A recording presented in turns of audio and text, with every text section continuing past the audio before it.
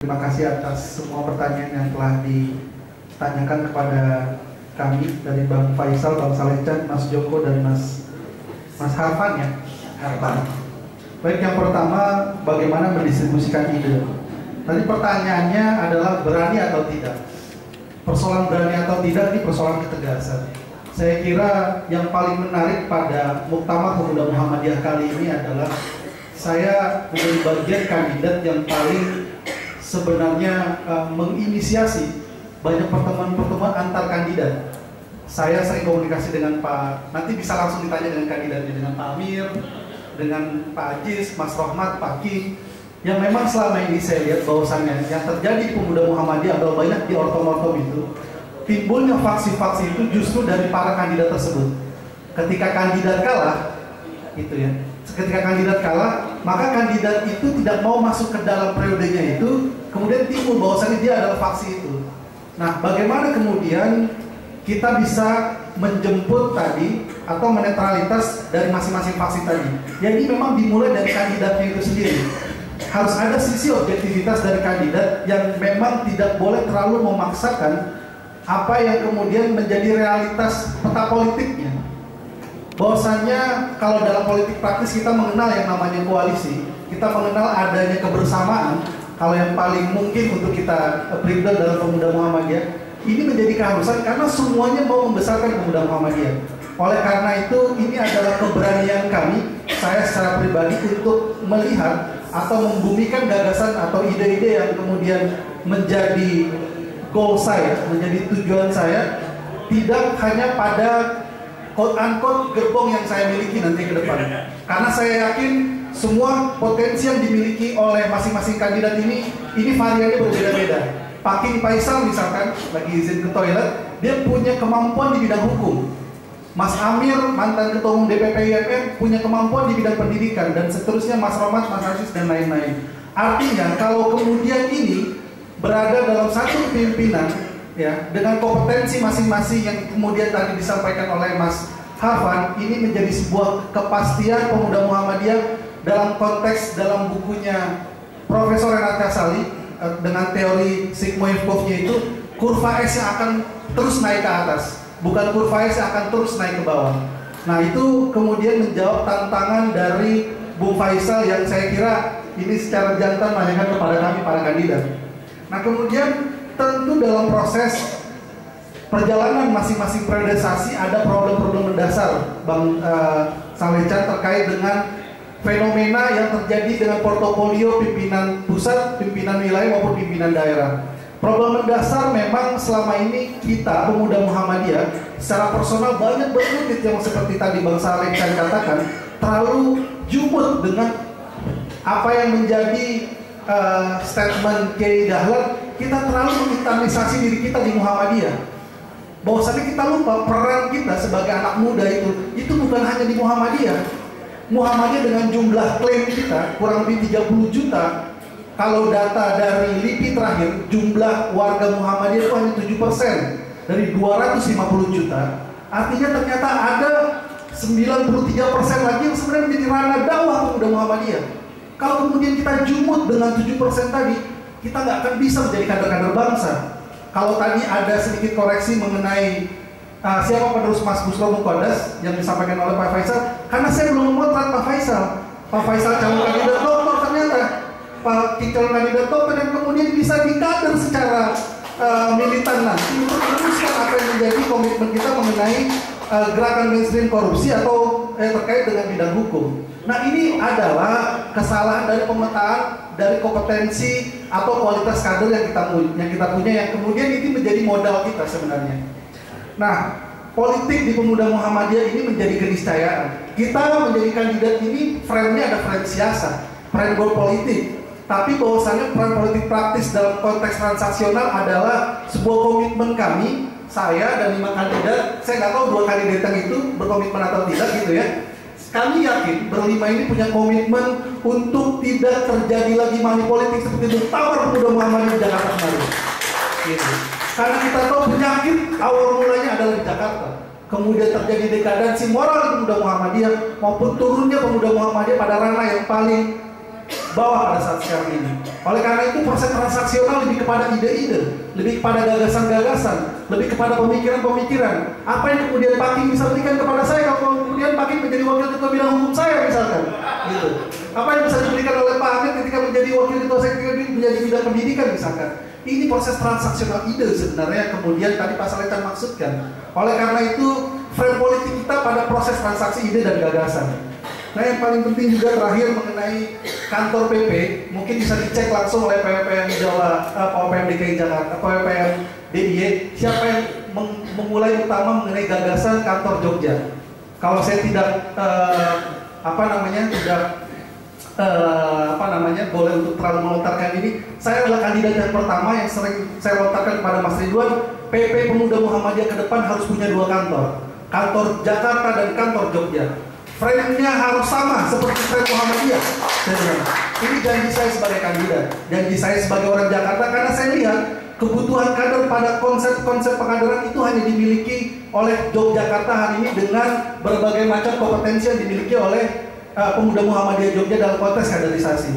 Ini bukan sebuah janji yang kemudian tidak bisa direalisasikan, karena saya lihat kebutuhan Pemuda Muhammadiyah pada konteks pengkaderan dan dakwah kita bisa mulai itu di Yogyakarta. Kita kembalikan lagi frame Pemuda Muhammadiyah pada konteks dakwah dan pengkaderan, sama-sama kita mulai di Jakarta. Biarkanlah urusan eksternal, urusan politik, urusan hubungan kelembagaan, kementerian luar negeri itu menjadi domain pimpinan pusat Jakarta. Tapi bukan berarti mengecilkan pimpinan pusat Yogyakarta. Karena ini saya lihat ternyata ini menjadi kebutuhan mendasar ketika pengkaderan dan ketika dakwah itu tidak bisa dilakukan oleh Jakarta. Karena tidak ada yang concern dengan bidang itu, padahal isinya ustadz semua hari ini pimpinan pusat Pemuda Muhammadiyah. Sekian dari saya, Pak Taufik. Assalamualaikum warahmatullahi wabarakatuh. Waalaikumsalam. Ya, terima kasih respon dari Kakanda Sahrul, dan yang kedua pada Kakanda Aziz untuk merespon seluruh pertanyaan dari para penanya. Adalah diri. Terima kasih. Luar biasa ini para penanya ini.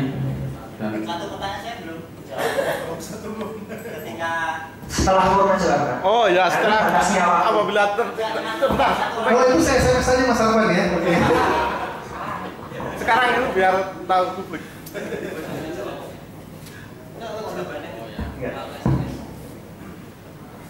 Pak Faisal, Mas Faisal, pada saat saya presentasi di Padang, saya menegaskan bahwa tidak ada faksi di dalam Pemuda Muhammadiyah. Kalau seandainya teman-teman Pemuda Muhammadiyah seluruh Indonesia memberikan kepercayaan saya untuk memimpin Pemuda Muhammadiyah, apakah pada proses muktamar itu mendukung saya apa tidak, tetapi nanti misalnya kemudian saya terpilih menjadi ketua umum, maka tidak akan saya bedakan. Saya tidak akan membedakan ini faksi pendukung saya, ini bukan. Kembali kepada bahwa faksinya adalah faksi Pemuda Muhammadiyah.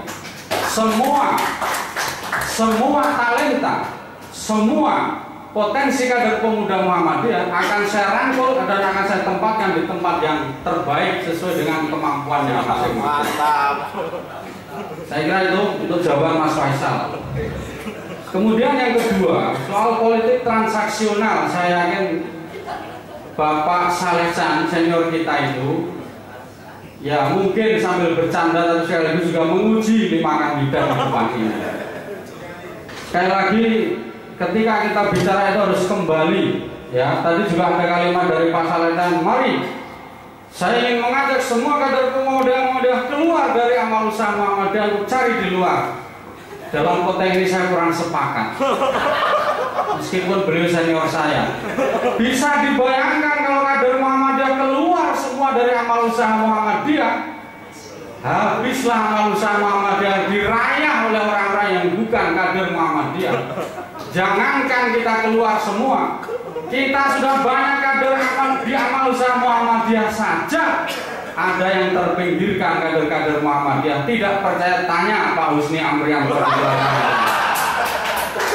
karena itu, ya, jadi tetap harus ada sekali lagi.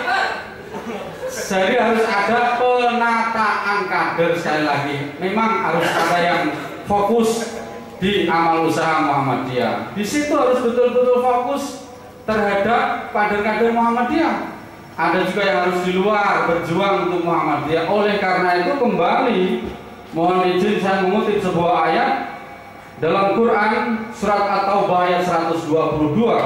Wa ma kana al-mu'minuna liyanfiru kafah falaula nafara min kulli firqatin minhum ta'ifatun liyatafaqahu fid din wa liyunziru qaumahum idza raja'u ilaihim la'allahum yahdharun. Tidak sepatutnya bagi mukminin itu pergi semuanya ke medan perang. Mengapa tidak pergi dari tiap-tiap golongan di antara mereka beberapa orang untuk memperdalam pengetahuan mereka tentang agama dan untuk memberi peringatan kepada kaumnya apabila mereka telah kembali kepadanya supaya mereka itu dapat menjaga dirinya. Harus ada yang di luar, harus ada yang di dalam. Yang penting komunikasi itu harus solid dan intensif.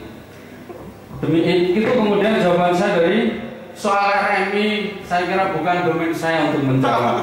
Bertanyalah kepada mantan ketua umum Saudara Izul Muslimin yang juga koordinator RMI, bukan domain saya untuk menjawab itu.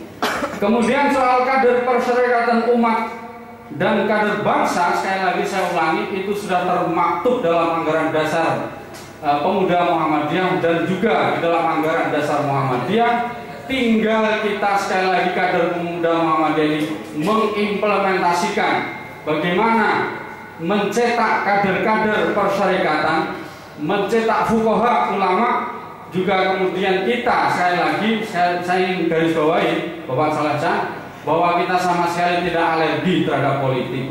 Politik itu penting, tetapi bukan itu prioritas Pemuda Muhammadiyah. Sekali lagi bahwa prioritas Pemuda Muhammadiyah adalah gerakan ideologi, kader dan dakwah. Dan itu saya kira problem utama kita saat ini, mengembalikan itu menjadi fokus prioritas gerakan kita. Kemudian Mas Joko, saya kira tadi Mas Joko sudah cocok dengan saya. Dakwah itu harus dengan keikhlasan. Saya kira kalimat itu sudah sangat cocok. Dan saya kira nanti pada saat kita sudah ketemu di belakang bisalah dilanjutkan. Kemudian saya juga sangat cocok, ya sangat setuju 200%. Dan saya kira 5 kandidat di sini itu saya kira setuju. Insya Allah tidak akan ada lagi muktamar 2 ronde seperti 4 tahun yang lalu.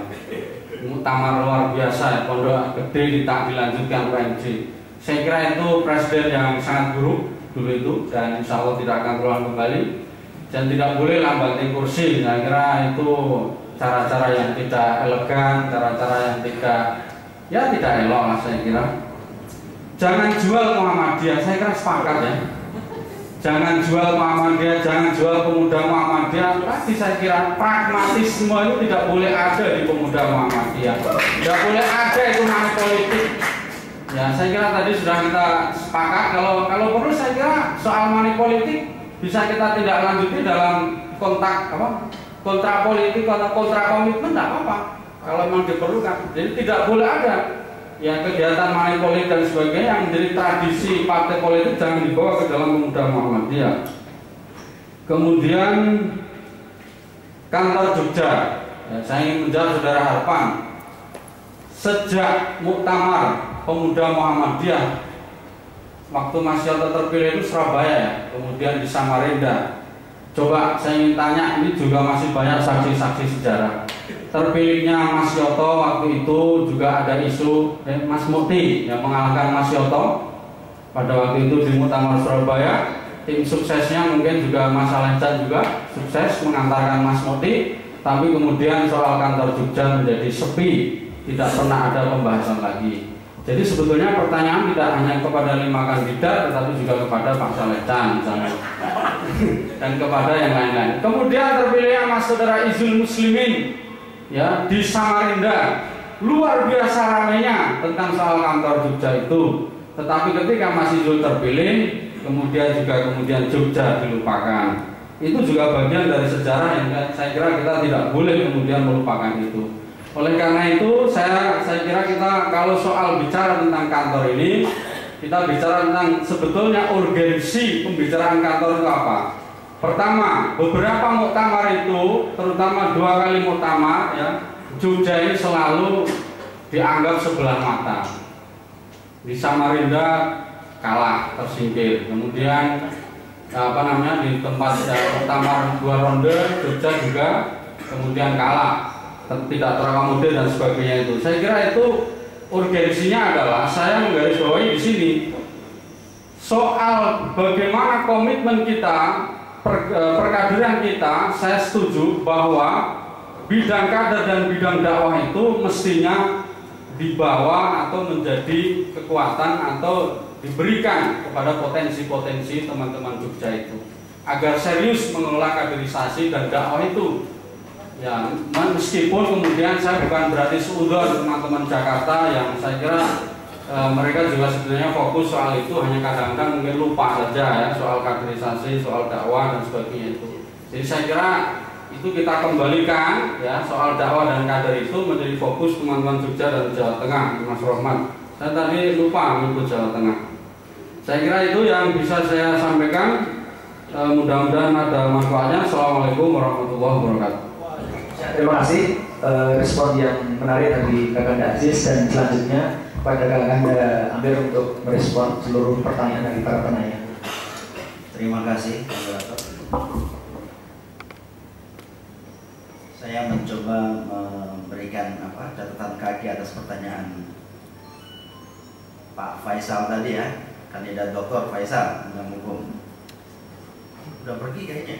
Masih ada.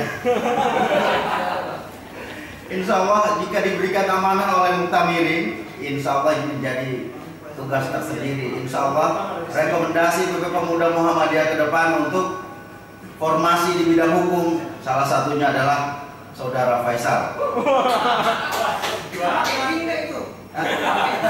Gimana?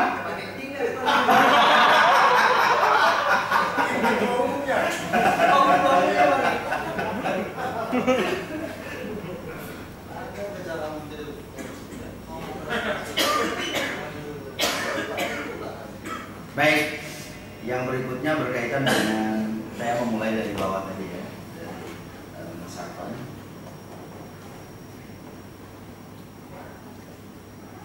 Persoalan kantor, saya kira jika ini menjadi sebuah kebutuhan yang harus kita putuskan bersama-sama, kenapa tidak? Kalau PP Muhammadiyah kemudian Aisyah saja bisa, kenapa Pemuda Muhammadiyah tidak bisa? IPM juga ya. Insya Allah nanti mungkin yang lanjut adalah Pemuda Muhammadiyah.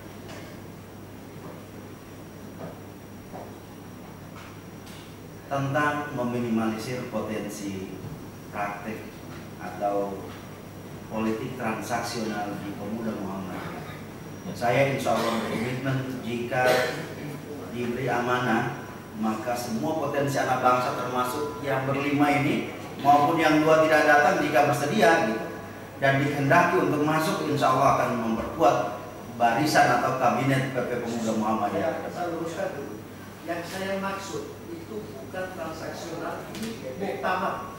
Ya. Yang saya maksud itu transaksional gerakan politik Pemuda Muhammadiyah dalam konteks sebagai kader bangsa. Itu yang saya maksud, makanya saya contohkan tadi kaitan dengan RNI apa itu yang punya presiden sekarang ini.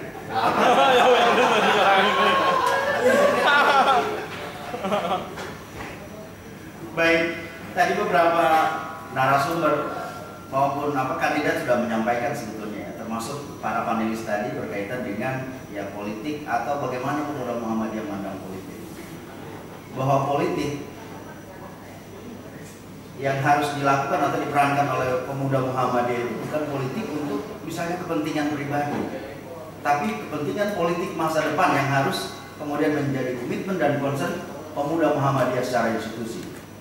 Kalau tuh misalnya bargainnya tuh harus ya, kalau pada akhirnya transaksinya misalnya dalam bentuk pragmatis misalnya, maka mungkin ke depan seperti RRI misalnya, bisa jadi jatah kursinya nggak dapat karena nanti loh, kan kemarin duitnya sudah diambil. Itu namanya politik jangka pendek. Tetapi jika perjuangan itu dibangun atas niat keikhlasan dan kemudian semangat Fastabikul Khairat yang dijunjung dalam Pemuda Muhammadiyah, saya kira bahkan bagi-bagi kekuasaan itu kenapa tidak? Bahkan itu menjadi bagian dari perjuangan Muhammadiyah untuk meletakkan kader-kader terbaiknya supaya mengisi posisi-posisi strategis pada level kebangsaan, provinsi maupun daerah.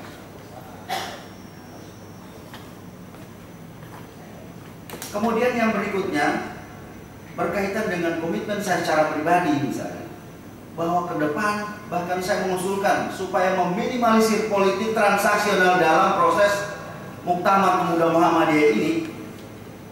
Bahkan sistem pemilihan umum yang sistem pemilihan ketua umum saat ini yang ketua umum, saya berkomitmen untuk merubahnya supaya menggunakan pendekatan formatur, supaya tidak ada lagi orang yang kemudian menggunakan pendekatan money politik. Saya kira mungkin itu salah satu ide, dan saya kira kami berlima ini insya Allah semuanya sepakat.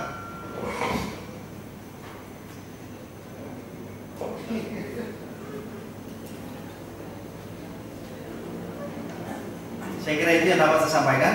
Terima kasih. Assalamualaikum warahmatullahi wabarakatuh. Ya, waalaikumsalam warahmatullahi wabarakatuh. Dan kita langsung ke kandidat yang keempat yang segera menjawab, yaitu Kakanda King Faisal yang tidak memakai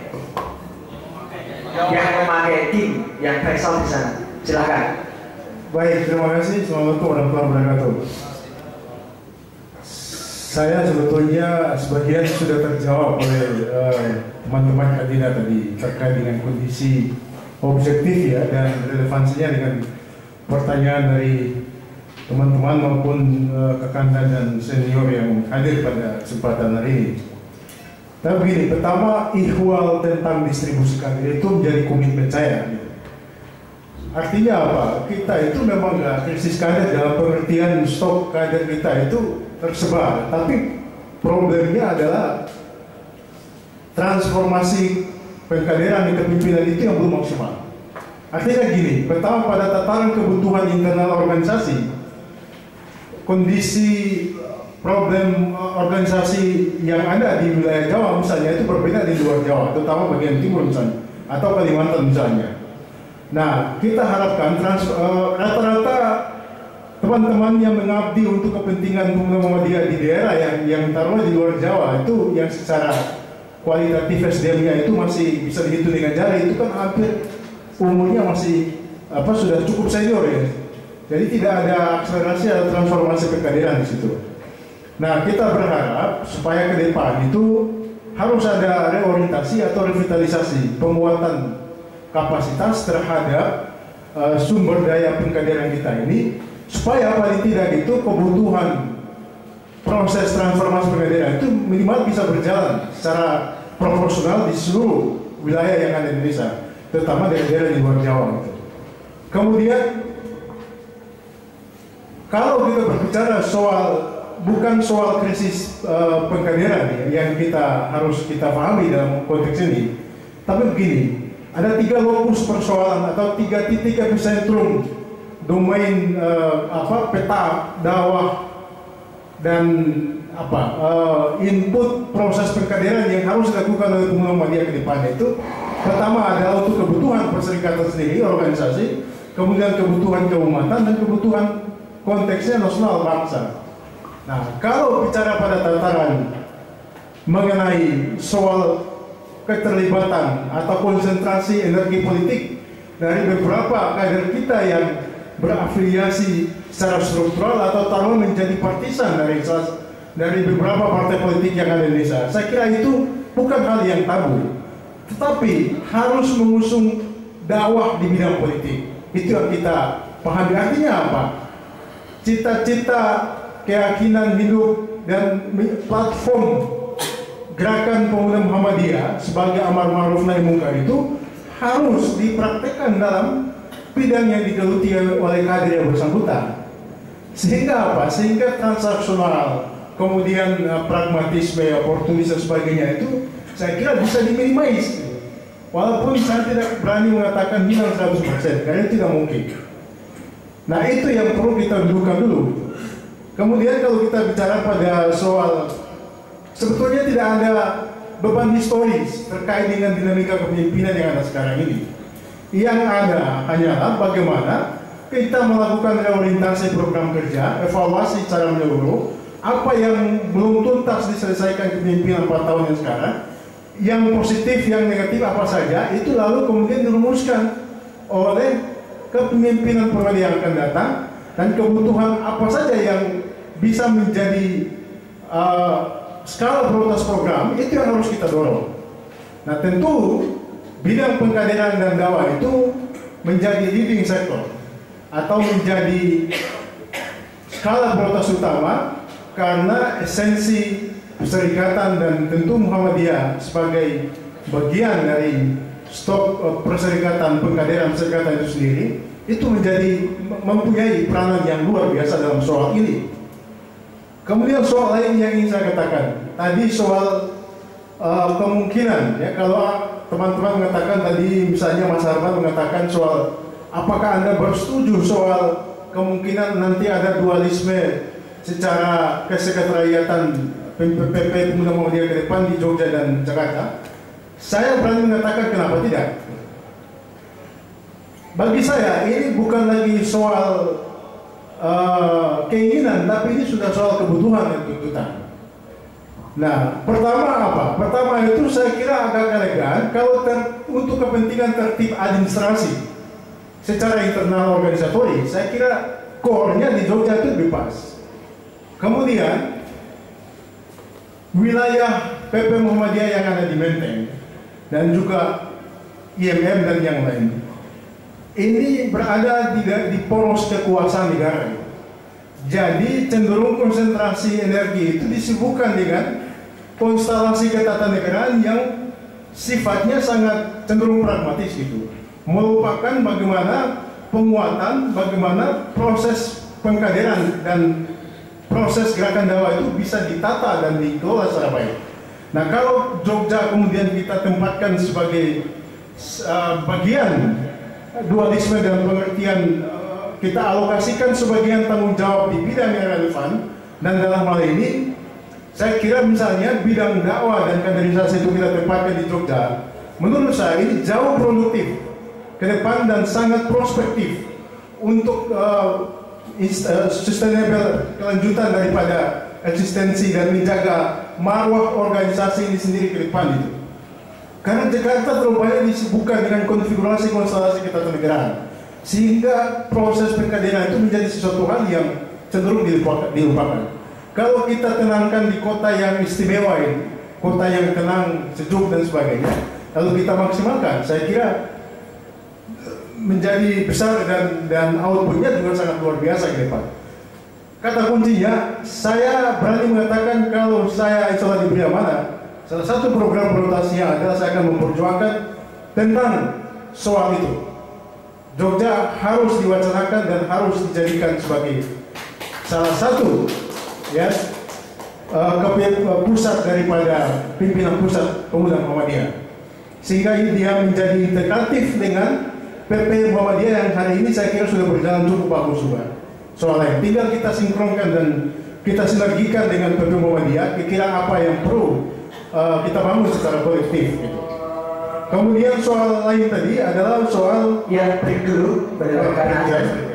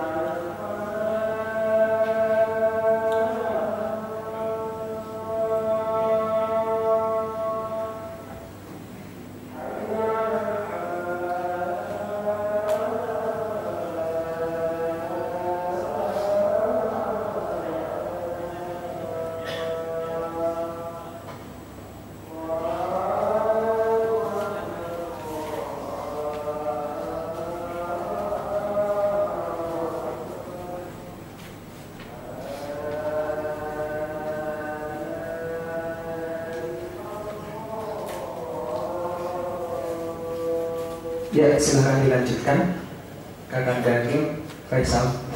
Terakhir saja, stressing point dari saya, memang kondisi, salah satu kondisi dan saya kira ini menjadi pekerjaan bagi siapapun di antara kami bertujuh ya, terutama yang berlima hadir pada hari ini, ke depan kalau diberi amanah, yang harus kita review dan harus kita lakukan itu adalah kita harus mampu membangun tradisi kolektif kolegial kepemimpinan itu secara merata dan seimbang di seluruh lini kepemimpinan pusat sampai ke daerah.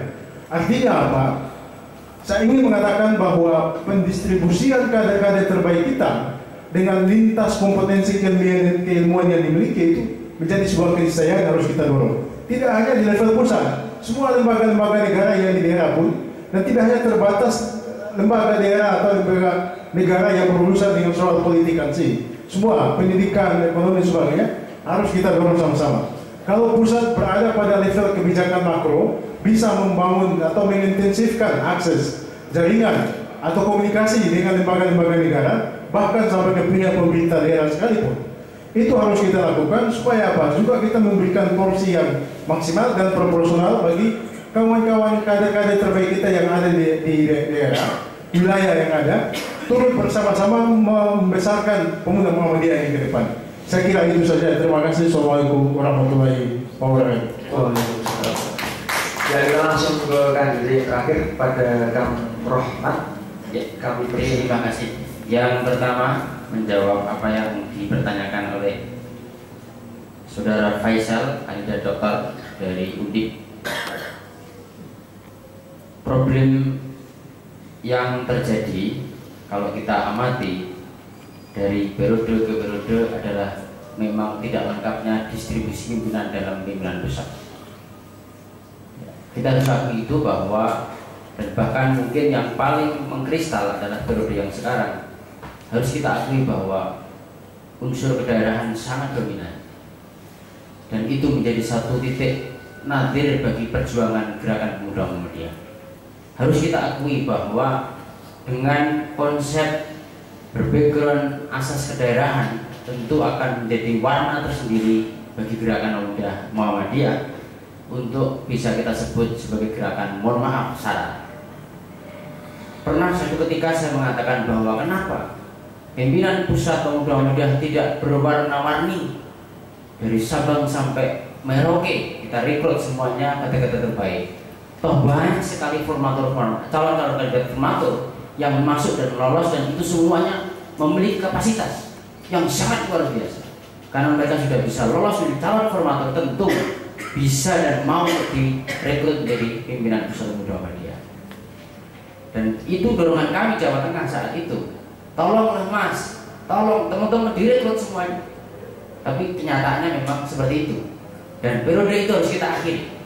Harus kita akhiri. Kalau ingin pemuda Muhammadiyah maju ke depan, tentu periode kooptasi kedaerahan harus kita akhiri.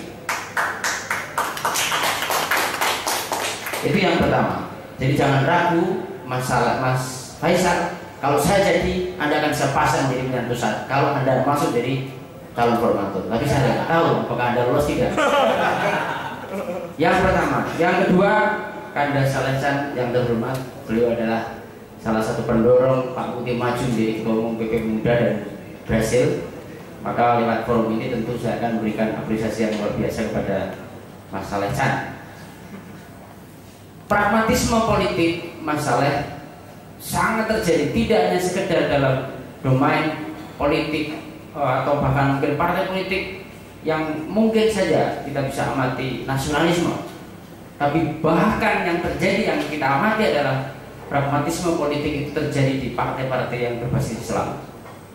Pernah satu ketika saya diwawancara oleh Antara Jateng, akan ada semacam peta pergerakan dukungan dari massa yang mungkin juga terjadi di seluruh rakyat kita, bahwa dukungan itu akan berubah dari mendukung partai politik Islam kalau ada umat Islam kepada politik yang mungkin bahkan mungkin nasional, karena memang masyarakat Muslim kita sudah tidak lagi berpikir tentang siapa yang pantas dipilih, tapi siapa memperoleh apa.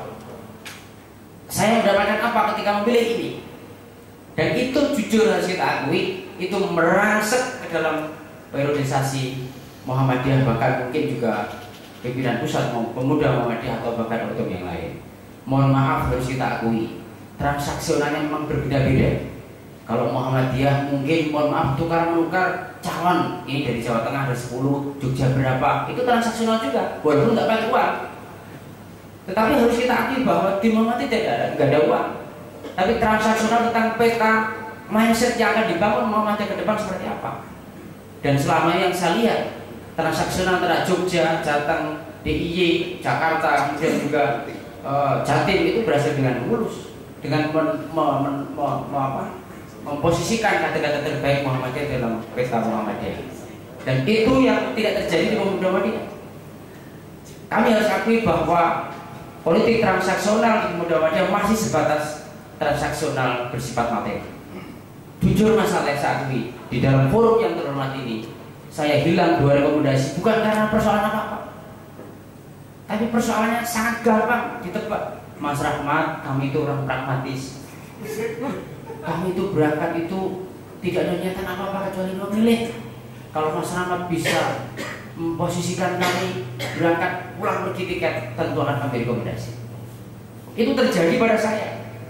Hak dan nyawa saya katakan, Jawa Tengah kaumnya banyak sekali, sekolah-sekolah banyak sekali, dan pemuda Muhammadiyah Jawa Tengah juga kaya, saya bilang begitu. Tetapi mohon maaf Mas, kalau saya jadi ketua umum dengan membelikan tiket Anda pulang pergi, kalau saya jadi, untuk apa nanti saya kembalikan? Pakai apa? Wong saya bukan partai politik. Akhirnya hilang 3 rekomendasi. Tapi itu nggak masalah. Ini artinya bukti real terjadi di pada saya. Nah, tergantung rekan-rekan yang berima ini apakah juga demikian. Mudah-mudahan ketika dapat rekomendasi tidak ada politik transaksional. Ya kalau diajak ke undang, kemudian di apa namanya itu disambut dengan baik, saya pikir bukan transaksional lah. Masa undang tamu, ya menghormati tamu bagian yang wajar. Saya aja. Ini harus kita coba kita amati lebih jauh. Undang orang jauh-jauh dari mana-mana gitu misalnya, ini mohon maaf saya nggak termasuk yang diundang ya. Dan belum pernah undang juga ya, tapi saya mencoba menjadi tamu yang baik bagi beberapa provinsi. Sambutan rekan-rekan yang saya datangi luar biasa, itu bagian dari menurut saya bukan transaksional. Transaksional ide yang kita lakukan.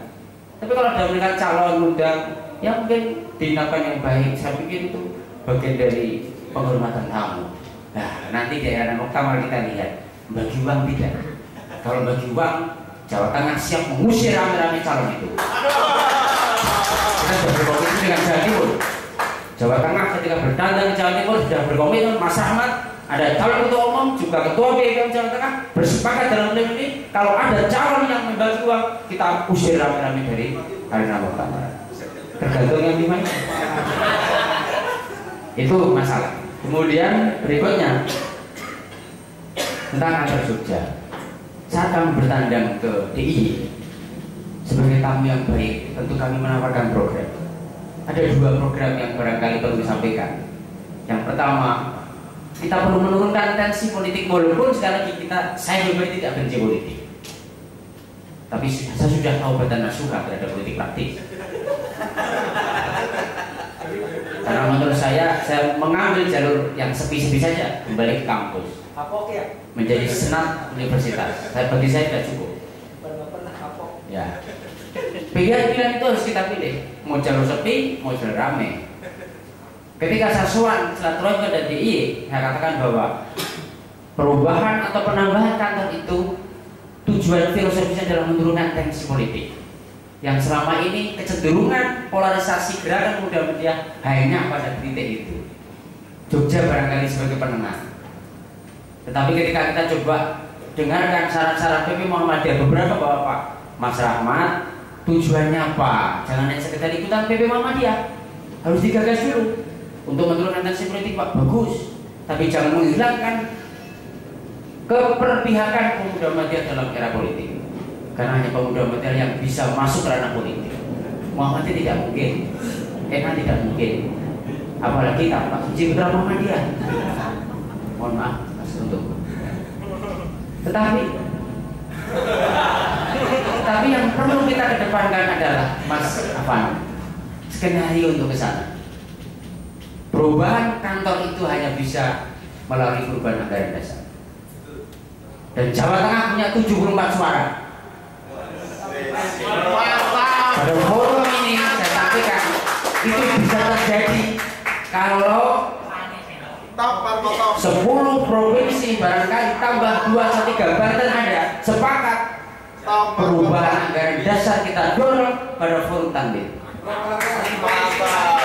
Apakah rekan-rekan yang hadir di sini siap untuk mendorong itu? Apakah siap? Tidak siap. Coba.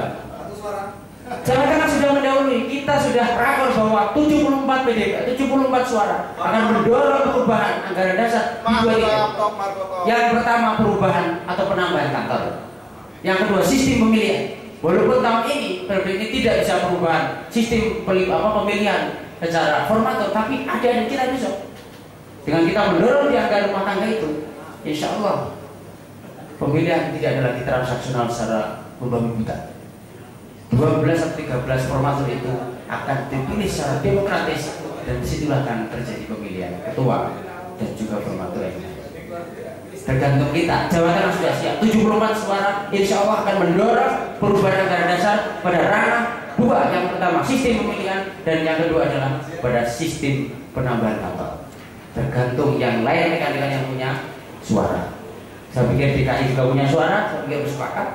Ya mohon maaf mungkin Mas Amir, mungkin yang lain-lainnya bisa menambahkan suara mana yang beliau-beliau juga miliki. Oh, iya. Dan terakhir barangkali yang ingin kami sampaikan pertanyaan tadi tentang masalah ikhlas, insya Allah Mas. Saya Ketua BPM Jawa Tengah mengelola uang sekitar 1,2 miliar tidak digaji. Ketika kita menerjunkan 1000 dai, diterjunkan pula dana dari gubernur, sepeser pun saya tidak terima. Tahun kedua 800 juta turunkan untuk kokam, recovery kokam, modernisasi kokam, turun 800 juta. Alhamdulillah saya nggak pegang. Ada Wakil Ketua saya yang bisa bawa sini, Ketua PDPM 2 tadi Magelang sama Klaten juga bisa disaksikan. Dan yang terakhir ini mau muktamar, pemerintah provinsi menggelontorkan pidana kepada kita. Mantap. Itu semuanya insya Allah saya tidak mengambil sebesar pun. Semuanya itu untuk apa? Untuk gerakan Pemuda Muhammadiyah. Dan Pemuda Muhammadiyah Jawa Tengah siap mensukseskan muktamar di Padang Sumatera Barat. Demikian apa yang dapat kami sampaikan. Ya, terima kasih pada seluruh kandidat dan panelis dan hadirin yang telah hadir pada acara hari ini. Dan sekarang kita telah berada di ujung acara. Iya. Jawa Barat. Iya, silakan.